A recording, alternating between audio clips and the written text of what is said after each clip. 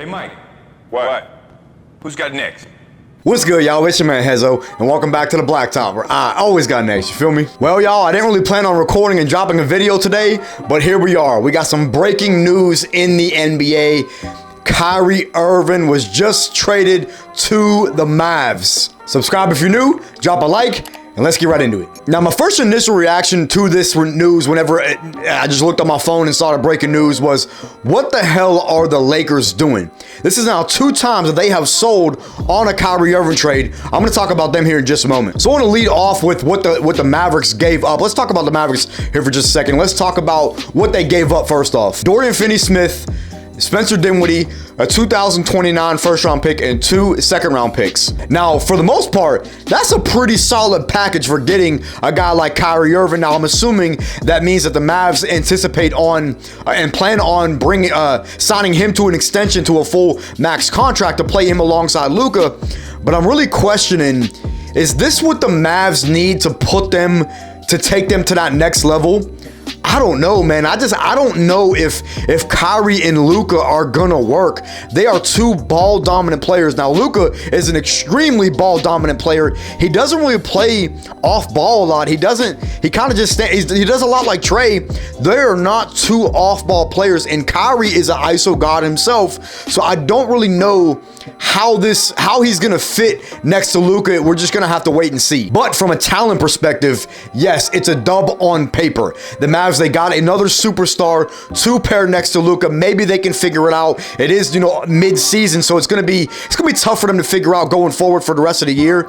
But I mean, 2 superstars, I'm sure they will figure out a way to play together, figure out who has the ball in their hands when the game's on the line, all that stuff. You know what I'm saying? The same way Kyrie and KD had to figure it out. Now, it's a lot different with KD because he can play off ball. He doesn't always need the ball in his hands to be effective. But Luka and Kyrie really do. It's kind of the same way as James Harden and Kyrie. This is going to be one of those trades that we have to wait and see how it fares for the rest of the season. And then obviously the Mavs probably, like I said, anticipate on bringing him back in on a multi-year contract extension for a max contract and pairing him with Luka for the future. It's one of those things we got to wait and see. Now I want to talk about it from the Lakers perspective really quick. I saw a report that the Lakers they did not want to include Max Christie or Austin Reeves in a trade for Kyrie Irving. And I'm just sitting there thinking, really? You're not willing to give up those 2 dudes or one of those 2 dudes. Max Christie doesn't even play. He's not even a rotation player for the Lakers, and you're not willing to include him for a Kyrie Irving deal? I don't know. That speaks volumes about what Rob Pelinka really thinks of Kyrie to me, and he just didn't really care to bring Kyrie to the Lakers in the first place. I've said it in multiple streams that I thought Kyrie was gonna end up in LA.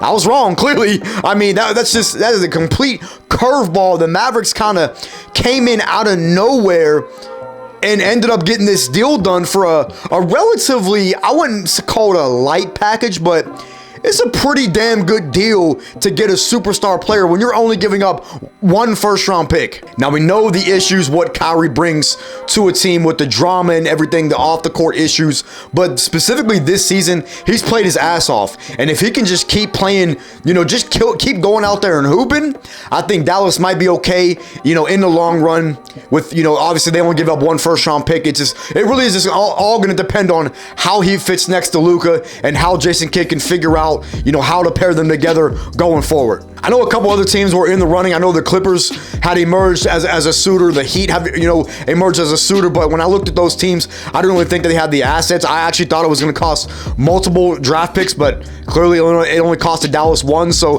they definitely got a dub on that end. But the Mavericks get a steal with that deal, in my opinion, with Kyrie. Again, for the 1,000th time, we just got to wait and see how it plays out on the court and what Jason Kidd has up his sleeve with pairing Kyrie next to Luka. Where does this rank Dallas in the Western Conference going forward? Does this put them in the top tier? I don't know, man. Y'all tell me. I'm not going to speculate too much on that. Y'all let me know what you think down in the comments. I'm not going to go any more into it, man. Y'all leave your thoughts down in the comments. What did y'all think about this trade? Who won this deal overall? Where do you think the Mavericks are going to finish going forward? Leave a like on the video, and I will catch y'all next episode.